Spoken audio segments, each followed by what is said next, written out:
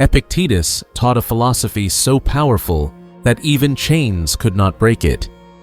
If you understand what he really meant, you can stop being emotionally controlled by modern life. Most people hear the name Epictetus and imagine a calm philosopher sitting peacefully somewhere, detached from the world, untouched by chaos, untouched by pain. But that image is a lie. Epictetus was not born into comfort, power, or privilege. He was born a slave, not metaphorically, literally owned by another human being. His body was not his time was not his future was not his. And yet, from that position, Epictetus built one of the most radical philosophies ever created. A philosophy not about escaping life, but about becoming unbreakable inside it. Epictetus teaches us something modern culture avoids at all costs. You do not control the world, you do not control other people, and you do not even control many things about your own body. But you do control one thing absolutely: how you judge what happens to you. And that single insight is enough to free a person, even in chains. The foundation of Epictetus's philosophy is brutally simple, and that's why most people miss it. He divides reality into two categories: things that are up to you and things that are not. Your opinions, judgments, desires, values, and actions, these belong to you. Your reputation, wealth, health, other people's behavior, the economy, social media opinions, political outcomes, none of these are yours. And the moment you confuse the two, suffering begins. In modern life, this confusion is constant. You wake up and check your phone. Someone didn't reply. Someone criticized you. Someone is doing better than you. The algorithm didn't favor you. Your boss ignored you. Instantly, your peace disappears. Not because something terrible happened, but because you gave control of your inner state to something outside yourself. Epictetus would say you handed your freedom away voluntarily. He tells us that people are not disturbed by events, but by the judgments they make about those events. Read that again. Not disturbed by events, by judgments. The insult doesn't hurt you. Your belief that being insulted is unbearable hurts you.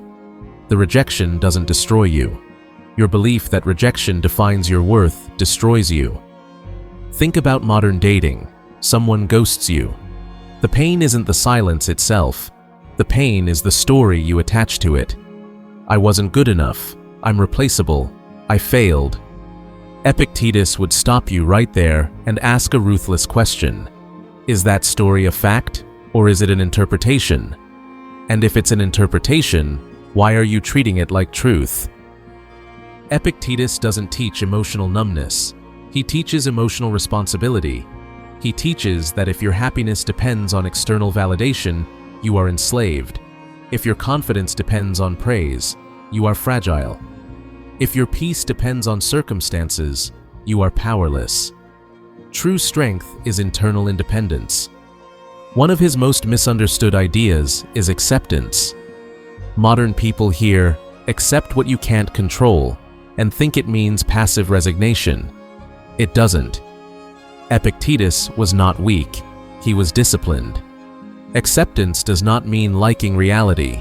It means not fighting reality in your mind while taking action where action is possible. Imagine losing your job. Most people spiral into panic, anger, self-pity, and fear. Epictetus would say, losing the job was not up to you. How you respond is.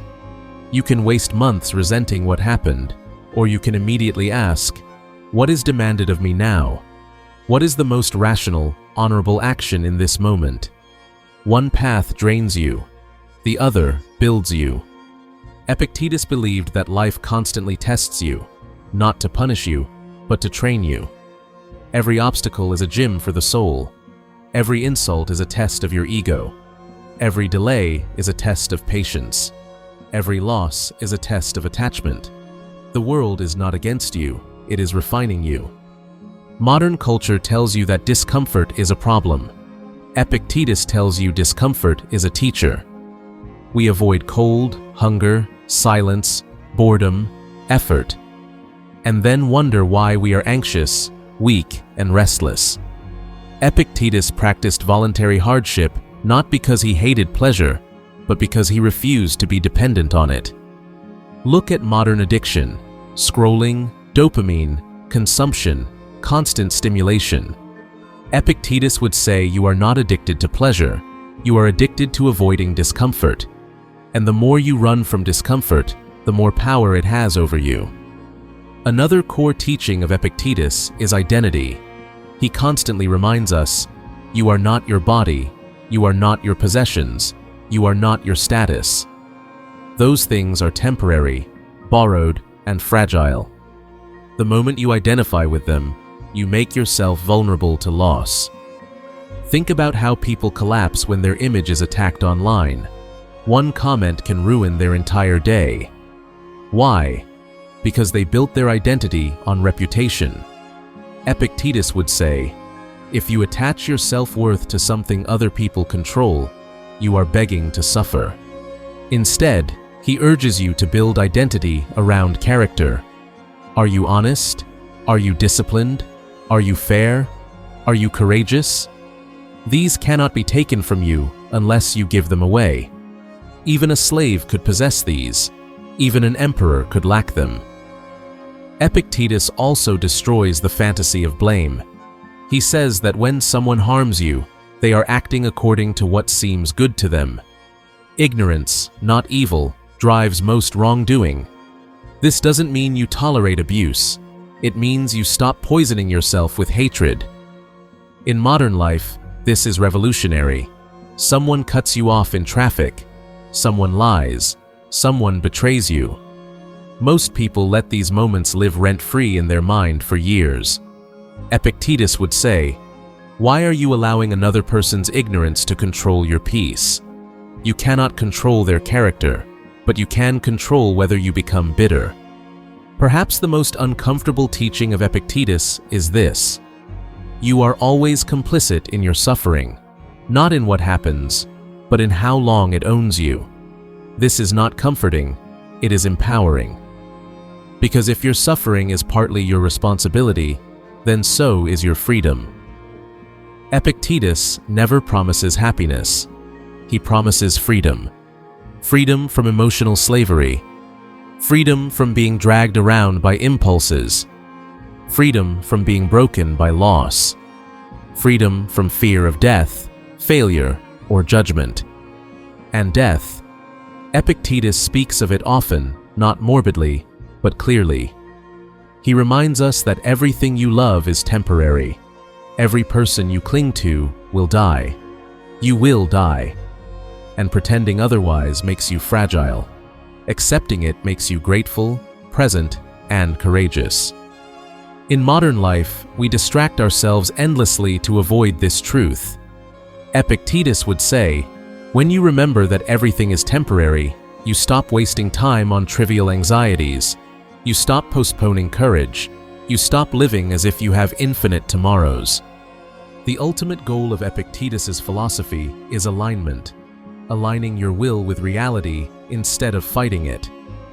When your desires match what is, peace emerges naturally, not because life is easy, but because you are no longer at war with it. This is not soft philosophy. It demands discipline, self-observation, humility, and constant practice. Epictetus warns that philosophy is not something you talk about, it is something you live. If your words are stoic but your reactions are not, the philosophy has not reached you yet.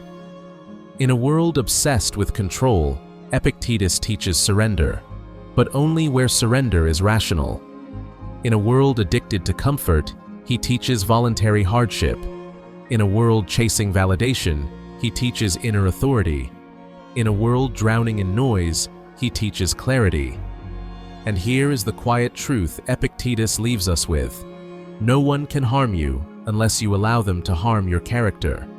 No circumstance can enslave you unless you surrender your judgment. No loss can destroy you unless you cling to what was never yours to keep. This is Stoicism in its true form. not aesthetic, not motivational quotes, not emotional suppression, but a way of living that makes you stable in chaos, calm in uncertainty, and grounded in a world that constantly tries to pull you apart.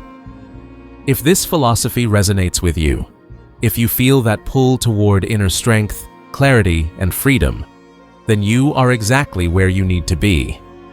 Subscribe to Stoic Gateway, where ancient wisdom meets modern life, where philosophy is not admired, but lived, and where you learn to build a mind that cannot be shaken by the world.